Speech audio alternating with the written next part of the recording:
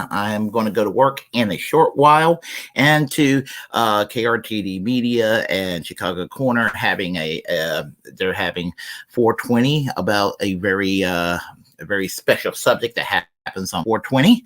So I urge each and every one of y'all to go on KRTD Media as soon as you can. It just occurred to me I shouldn't have done it around the same time, so I apologize to the KRTD Media. So there you have it. But I do think I need to get this off of my chest, and it is this Russiagate, Russophobia. And it's ridiculous how it ends up being, because there's a small organization called the African People's Socialist Party. It's been around since the early 1970s, and it's just it's even in the confines of the left, it's not really, from my understanding, it's not really. It's not really I am barely aware of their existence, except they made a few little headlines over the years, and all of that. And what is his name? Oh gosh, what's the man's name from the organization? Omali. Okay. Well, let me find the article, and I could tell you his name. His name is, good Lord, Chairman Omali Yeshitela. That's his name. And he and other members of the African People's Socialist Party were recently indicted by the U.S. Department of Injustice. So what I'm going to do is I'm going to go and show you the article here real quick. And, that same Department of Injustice who's after Julian Assange, that wants to prosecute him. They're going after people from the African People's Socialist Party as well. So it's not just quote unquote the right that the smears are used in regard to all this Russophobia that goes on in this country. Trust me. 3 St. Louis residents indicted on charges of illegally pushing pro-Russian propaganda. Yeah, last year there was a raid in St. Louis as well. So anyway, this is okay, here we go. This is from April 18th. A federal grand jury has charged 3 St. Louis residents with illegally pushing pro-Russian propaganda and misinformation about Ukraine, sowing discord across Missouri, Georgia, and Florida through the African People's Socialist Party. The indictment alleges that the African People's Socialist Party chairman, Omali Yeshitela, and pardon me for mispronouncing the name, and members Penny Joan Hess and Jesse Neville acted as illegal agents of the Russian government without notifying the U.S. Attorney General. They each face up to 10 years in prison for the charge.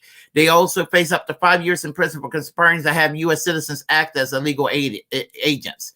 The indictment alleges that Russian national Alexander Viktorovich Ivanov founded the anti-globalization movement of Russia, a Moscow-based organization run by the Russian government to promote pro-Russian propaganda to create the campaign, including the African People's Socialist Party. It also alleges that Ivanov tried to promote Russian invasion of Ukraine with pro-Russian talking points. It says that Ivanov would appear on a video call hosted by the party, which he linked to support the Ukraine, to supporting Nazis, and Yeshitela, made statements supporting Russia. Russian Foreign Intelligence Service allegedly weaponized our First Amendment rights. You hear what they said? Russian Foreign Intelligence Service allegedly weaponized our First Amendment rights. Freedom Russia denies its own citizens, divide Americans to interfere in elections in the United States. Justice National Security Division Assistant Attorney General Matthew G. Olson said in a statement. Yeshitela, I'm so sorry, said in a statement that on the advice of his attorney, he could not comment on the indictment. However, I'm looking forward to the day in court. He said the indictment comes several months after the FBI raided the party's Uhuru Center in South St. Louis.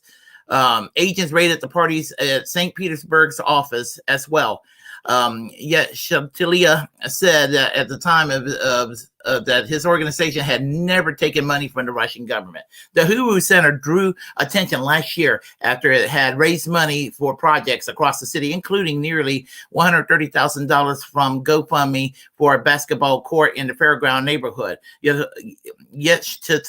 Yeshitela, also founded the Uhuru Solidarity Movement, an anti-colonialist organization led the March for Reparations in cities across the country in 2021.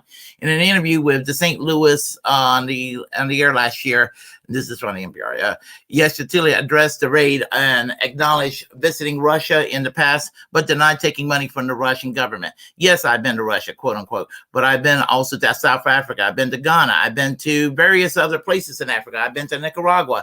Yet Yeshitela said then, I've been to all kinds of places where oppressed people are organizing because Black people need to be not to be isolated.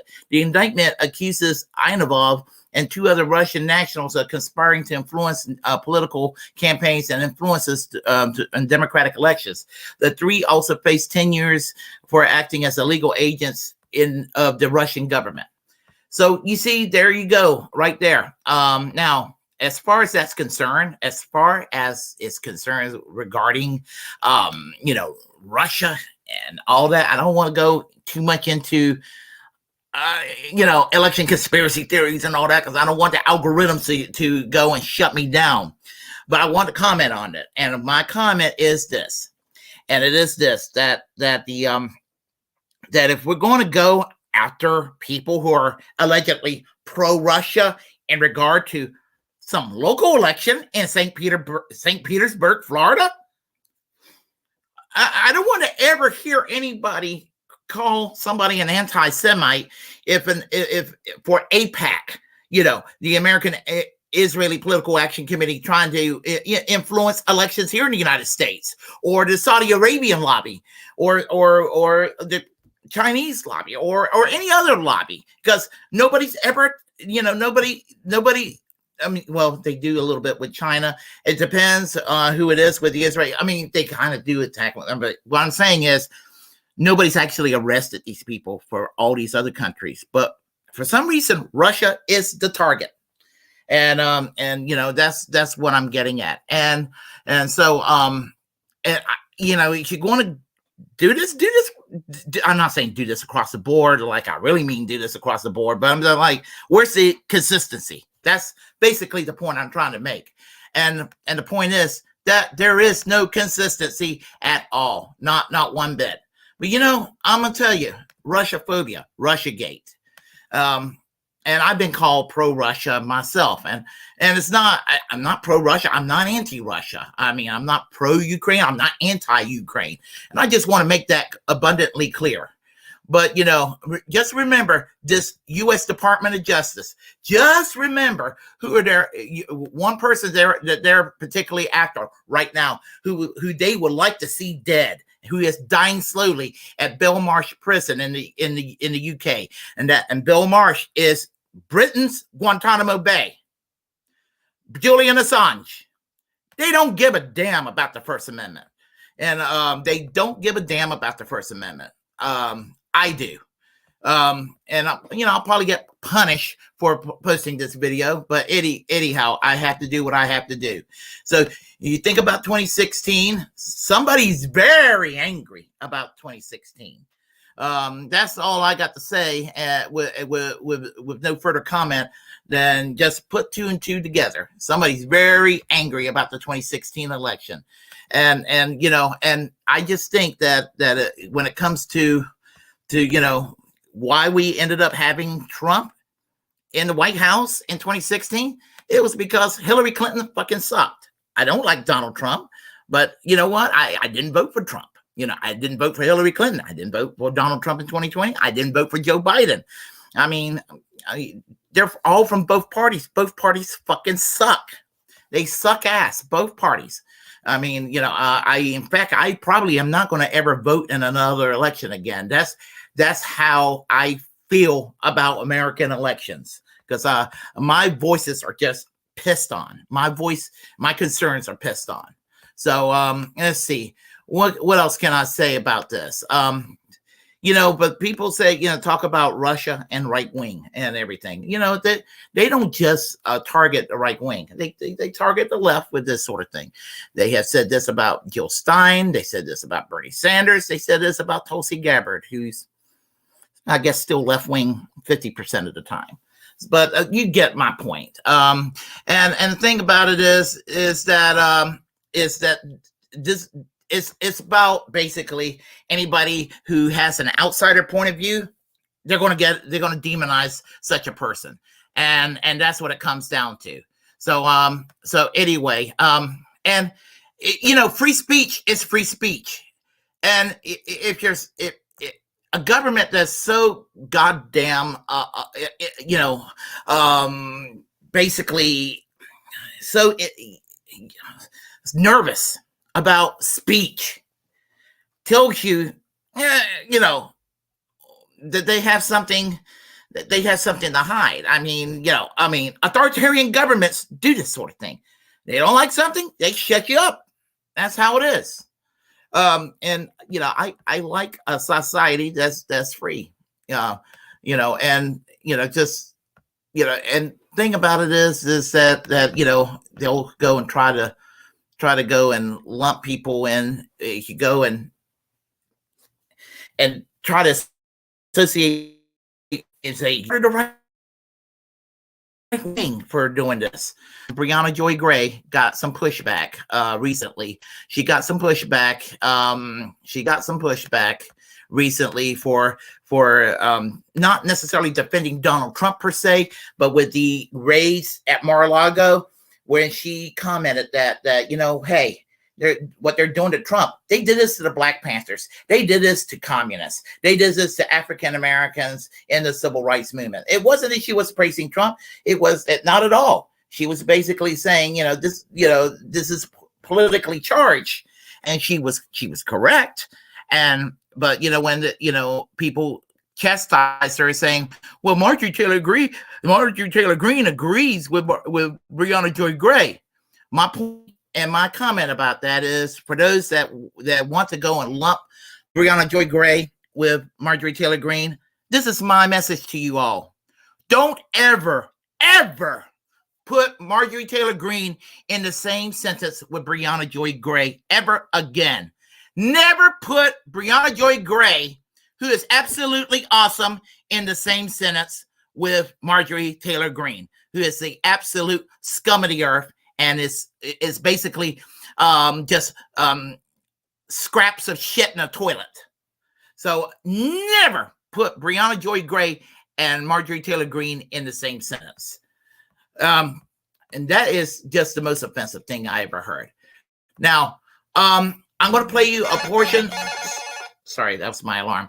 I'm going to play you a portion of video here on the Jimmy Dore Show real quick.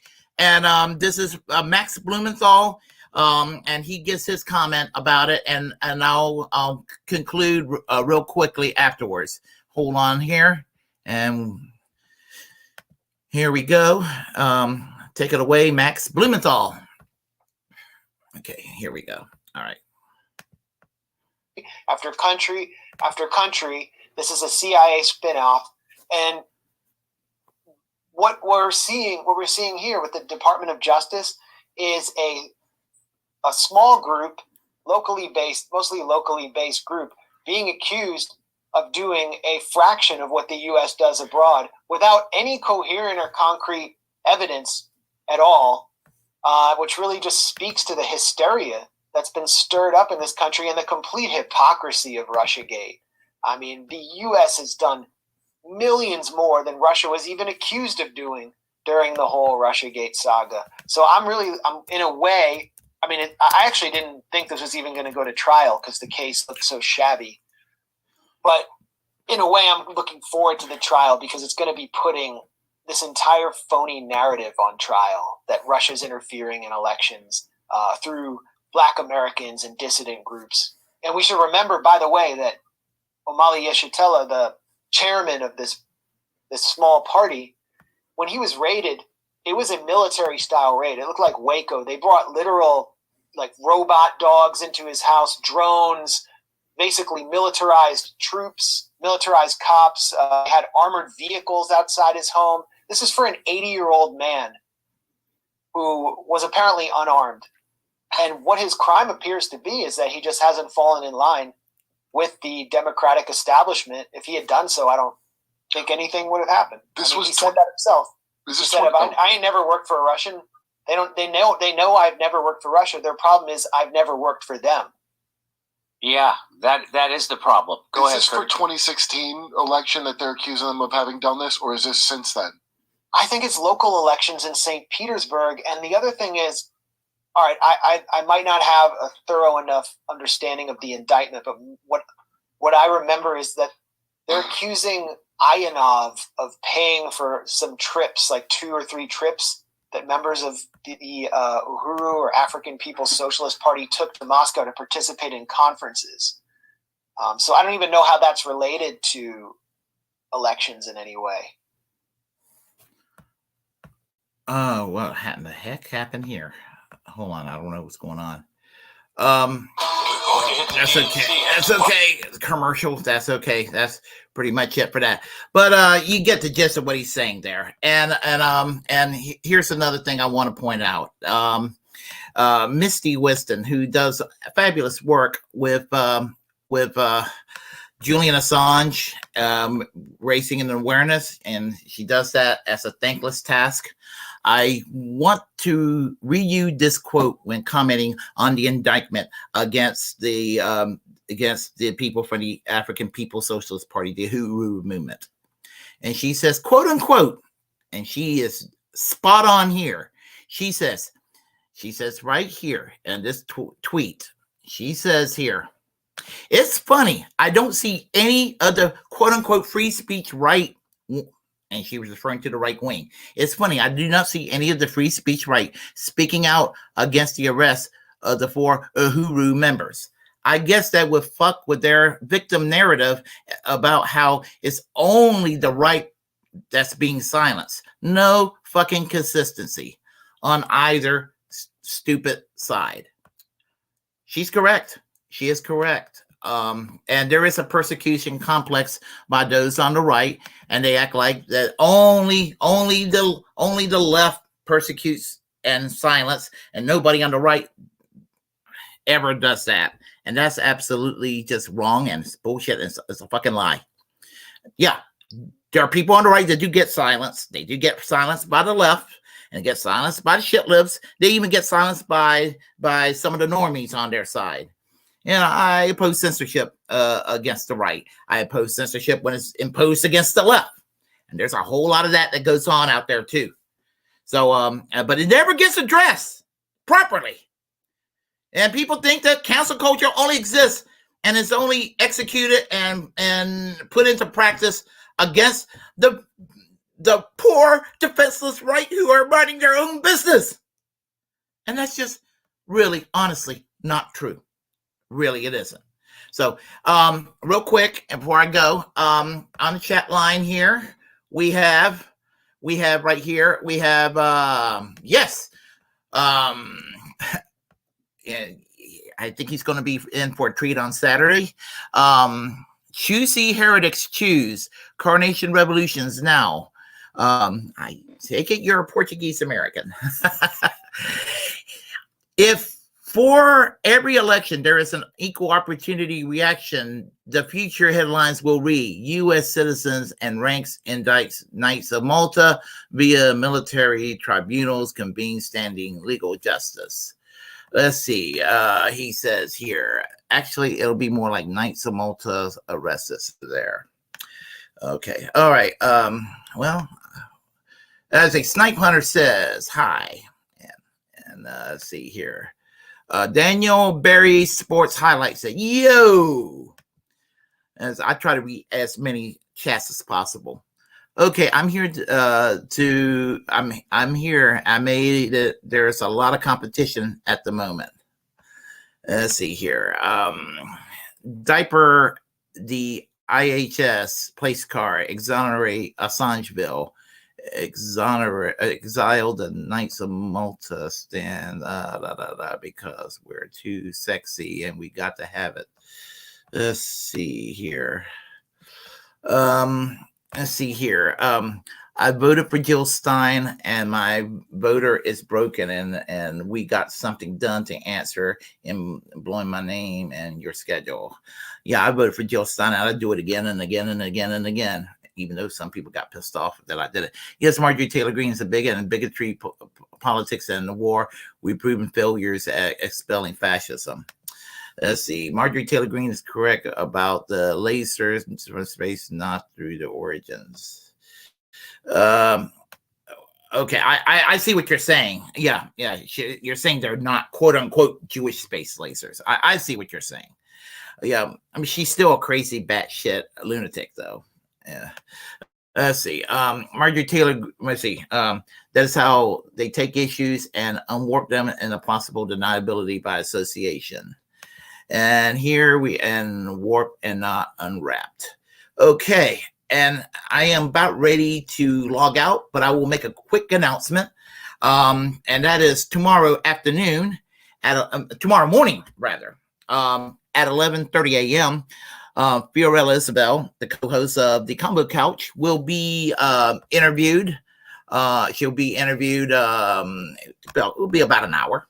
She and I will have a chat, and I look forward to this. I've been looking forward to this for a while, and been a big fan of the Combo Couch since I discovered them in 2019. So it'll be my first time interviewing Fiorella. I met Craig Passaderdula at Rage Against War Machine back in February. Real nice guy.